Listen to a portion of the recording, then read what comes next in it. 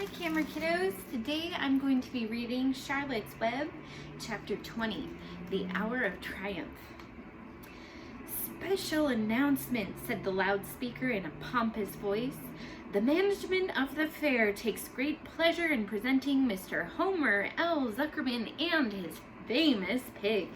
The truck bearing this extraordinary animal is now approaching the infield. Kindly stand back and give the truck room to proceed. In a few moments, the pig will be unloaded in the special judging ring in front of the grandstand, where a special award will be made. Will the crowd please make way and let the truck pass? Thank you. Wilbur trembled when he heard this speech. He felt happy but dizzy. The truck crept along slowly in low speed. Crowds of people surrounded it, and Mr. Arable had to drive very carefully in order to not run over anybody. At last he managed to reach the judge's stand. Avery jumped out and lowered the tailgate. I'm scared to death, whispered Mrs. Zuckerman. Hundreds of people are looking at us. Cheer up, replied Mrs. Arable. This is fun. Unload your pig, please, said the loudspeaker. All together now, boys, said Mr. Zuckerman. Several men stepped forward from the crowd to help lift the crate. Avery was the busiest helper of all. Tuck your shirt in, Avery, cried Mrs. Zuckerman, and tighten your belt. Your pants are coming down. Can't you see I'm busy? Said Avery in disgust. Look, cried Fern, pointing. There's Henry. Don't shout, Fern, said her mother, and don't point. Can I please have some money? Asked Fern. Henry invited me to go on the Ferris wheel again, only I don't think he has any money left. He ran out of money. Mrs. Arable opened her handbag. Here, she said, here is 40 cents. Now don't get lost and be back at our regular meeting place by the pig pen very soon. Fern raced off, ducking and dodging through the crowd in search of Henry. The Zuckerman pig is now being taken from his crate, boomed the voice of the loudspeaker. Stand by for an announcement. Templeton crouched under the straw at the bottom of the crate. What a lot of nonsense, muttered the rat. What a lot of fuss about nothing. Over in the pig pen, silent and alone, Charlotte rested. Her two front legs embraced the egg sack. Charlotte could hear everything that was said on the loudspeaker. The words gave her courage. This was her hour of triumph. As Wilbur came out of the crate, the crowd clapped and cheered.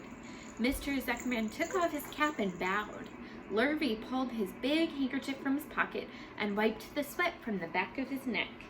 Avery knelt in the dirt by Wilbur's side, busily stroking him and showing off. Mrs. Zuckerman and Mrs. Arable stood on the running board of the truck. Ladies and gentlemen, said the loudspeaker, we now present Mr. Homer L. Zuckerman's distinguished pig. The fame of this unique animal has spread to the far corners of the earth, attracting many valuable tourists to our great state. Many of you will recall that never-to-be-forgotten day last summer when the writing appeared mysteriously on the spider's web in Mr. Zuckerman's barn, calling the attention of all and sundry to the fact that this pig was completely out of the ordinary. The miracle has never been fully explained, although learned men have visited the Zuckerman pig pen to study and observe the phenomenon. In the last analysis, we simply know that we are dealing with supernatural forces here, and we should all feel proud and grateful. In the words of the spider's web, ladies and gentlemen, this is some pig. Wilbur blushed. He stood perfectly still and tried to look his best. This magnificent animal, continued the loudspeaker, is truly terrific. Look at him, ladies and gentlemen. Note the smoothness and the whiteness of the coat. Observe the spotless skin, the healthy pink glow of ears and snout. It's the buttermilk, whispered Mrs. Arable to Mrs. Zuckerman. Note the general radiance of this animal. Then remember the day when the word radiant appeared clearly on the web. Whence came this mysterious writing? Not from the spider, we can rest assured of that. Spiders are very clever at weaving their webs, but needless to say, spiders cannot write. Oh, they can't they? Murmured Charlotte to herself. Ladies and gentlemen, continued the loudspeaker, I must not take any more of your valuable time. On behalf of the governors of the fair, I have the honor of awarding a special prize of $25 to Mr. Zuckerman, together with a handsome bronze medal suitably engraved in token of our appreciation of the part played by this pig, this radiant, this terrific, this humble pig in attracting so many visitors to our great county fair. Wilbur had been feeling dizzier and dizzier through this long complimentary speech. When he heard the crowd begin to cheer and clap again, he suddenly fainted away. His legs collapsed, his mind went blank, and he fell to the ground, unconscious. What's wrong? Asked the loudspeaker. What's going on, Zuckerman? What's the trouble with your pig? Avery was kneeling by Wilbur's head, stroking him.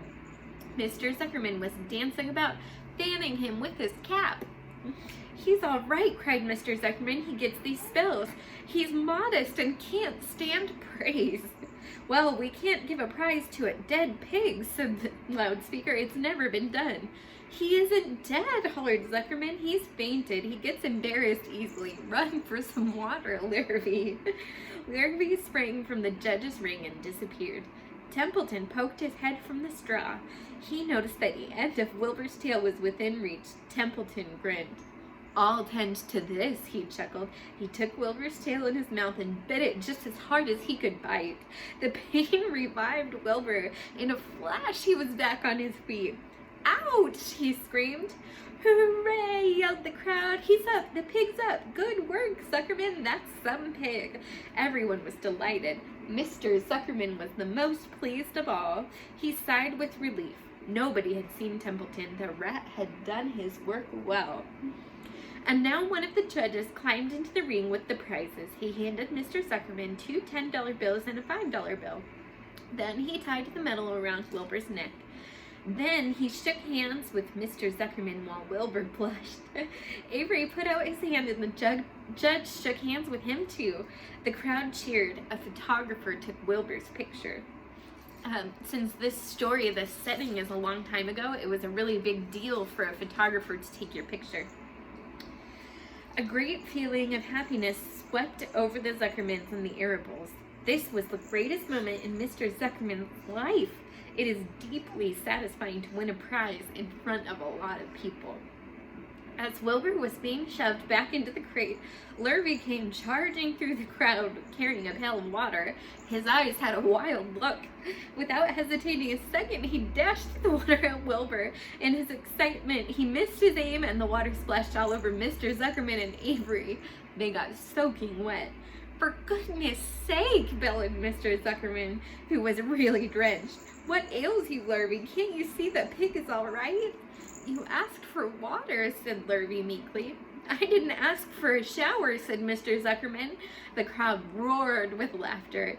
Finally, Mr. Zuckerman had to laugh too, and of course Avery was tickled to find himself so wet, and he immediately started to act like a clown. He pretended he was taking a shower, he made faces and danced around and rubbed imaginary soap under his armpits. Then he dried himself with an imaginary towel. Avery, stop it, cried his mother. Stop showing off. But the crowd loved it. Avery heard nothing but the applause. He liked being a clown in a ring with everybody watching in front of a grandstand. When he discovered there was still a little water left in the bottom of the pail, he raised the pail high in the air and dumped the water on himself and made faces. The children in the grandstand screamed with appreciation. At last, things calmed down. Wilbur was loaded into the truck. Avery was led from the ring by his mother and placed on the seat of the truck to dry off. The truck, driven by Mr. Arable, crawled slowly back to the pig pen. Avery's wet trousers made a big wet spot on the seat. That was chapter 20 of Charlotte's Web. I hope you're healthy and well. I love you and I miss you so, so much, and I hope we get to see each other soon. Always do your best and try to be helpful at home. Have a great day.